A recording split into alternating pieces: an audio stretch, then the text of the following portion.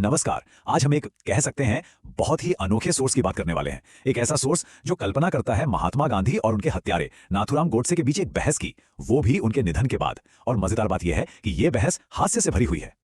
अब आप सोच रहे होंगे, एक पीड़ित और उसका हत्यारा और उनके बीच बहस, वो भी मजाक के साथ। हाँ, सुनने में ये जितना अजीब लगता है ना, उतना ही सोचने पर भी मजबूर करता है। और सच कहूं तो यही बात इस सोर्स को इतना ज्यादा दिलचस्प बना देती है। तो आइए देखते हैं कि आज हम इस बहस को कैसे समझेंगे। सबसे पहले हम इस अकल्पनीय बातचीत की जमीन को समझेंगे, फिर देखेंगे कि दोनों के बीच असली मतलब केंद्रीय असहमति क्या थी। उसके बाद गांधी के हास्य से भरे तर्क और गोडसे के उतने ही तीखे जवाबों पर नजर डालेंगे। और फिर ये सवाल कि भाई ह्यूमर का इस्तेमाल ही क्यों किया गया, और आखिर में क्या इतिहास को इस तरह एक स्टेज की तरह इस्तेमाल किया जा सकता है। तो सबसे पहले बात करते हैं इस अकल्पनीय बातचीत की। और देखिए, इससे पहले कि हम आगे बढ़ें, एक बात साफ कर लेना बहुत जरूरी है। हम यहाँ असल इतिहास की चीरफाड़ नहीं कर रहे हैं, बल्कि एक क्रिएटिव काम को समझ रहे हैं जिसने अपने विचारों को सामने रखने के लिए इतिहास का एक मंच की तरह इस्तेमाल किया है। अब इस काल्पनिक बहस की तह तक जाने के लिए हमने पहले यह समझना होगा कि असल में गांधी और गोडसे के बीच विचारों का टकराव था क्या, मतलब वो कौन सी बुनियाद थी जिस पर यह बहस खड़ी है। तो ये है वो दो बिल्कुल अलग ध्रुव जहां से ये पूरी बहस निकलती है। एक तरफ है गांधी, जिनका रास्ता था अहिंसा का और एक ऐसे भारत का जो धर्मनिरपेक्ष हो, एकजुट हो। वहीं दूसरी तरफ है गोडसे की सोच, जो उग्र राष्ट्रवाद में यकीन करती थी और मानती थी कि गांधी के तरीकों ने देश को कमजोर कर दिया है। चलिए अब बहस में उतरते हैं और सबसे पहले गांधी के तर्कों को देखते हैं। मजे की बात यह है कि यह सोर्स गांधी के किरदार को एक बहुत ही खास, कह सकते हैं विटी अंदाज देता है, एक हाजिर जवाबी देता है। बहस का जो पहला और सबसे बड़ा मुद्दा है वो है अहिंसा का मतलब क्या है। इस सोर्स के मुताबिक गांधी का तर्क है कि अगर कोई एक गाल पर मारे और आप दूसरा आगे कर दें तो यह कमजोरी नहीं है, ये तो असली ताकत का प्रदर्शन है। लेकिन गोडसे का किरदार ठीक इसका उल्टा कहता है। उसका मानना है कि जब कोई आप पर हमला कर रहा हो तो अहिंसा दिखाना तो सीधे सीधे हार मान लेने जैसा है। और इस बात को समझाने के लिए सोर्स एक बड़ा मजेदार डायलॉग इस्तेमाल करता है।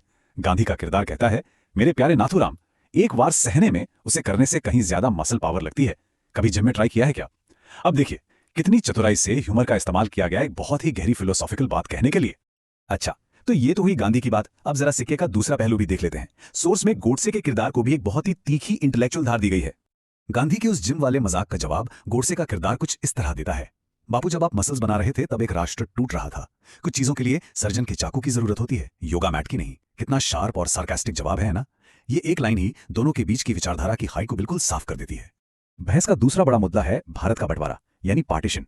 सोर्स में गांधी के किरदार को ऐसे दिखाया गया है जैसे ये विभाजन उनके लिए एक बहुत गहरा जख्म हो, एकता की एक दुखद हार हो। दूसरी तरफ गोडसे का किरदार ये तर्क देता है कि पार्टीशन तो होना ही था और ये इतना विनाशकारी इसलिए हुआ क्योंकि गांधी की नीतियां ही वैसी थीं।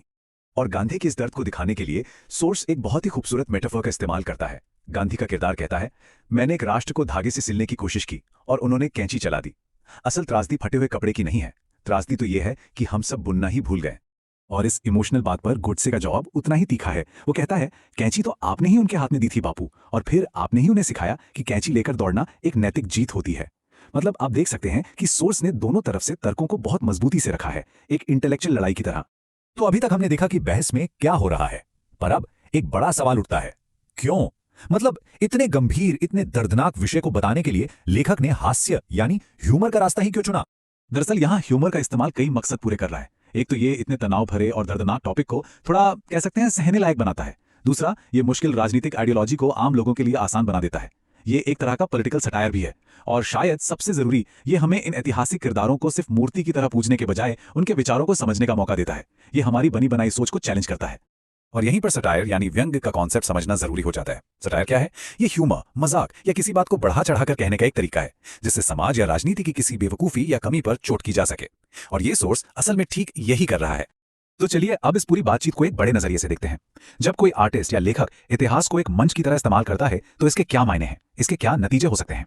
इस तरह का काम हमें एक बहुत बड़े सवाल के सामने लाके खड़ा कर देता है। क्या यह इतिहास को समझने का एक नया तरीका है, या फिर यह सच को तोड़ने मरोड़ने का एक खतरनाक खेल। क्या इससे हमें कोई नई रोशनी मिलती है या सब कुछ और धुंधला हो जाता है। और इसी सवाल के साथ हम आज की यह चर्चा खत्म करेंगे। जब इतिहास को इस तरह से दोबारा रचा जाता है तो क्या इससे हमारी समझ बढ़ती है, या फिर सच के और भी ज्यादा छिप जाने का खतरा पैदा होता है। ये एक ऐसा सवाल है जो इतिहास, कला और सच के रिश्ते पर हमें सोचने के लिए मजबूर करता है।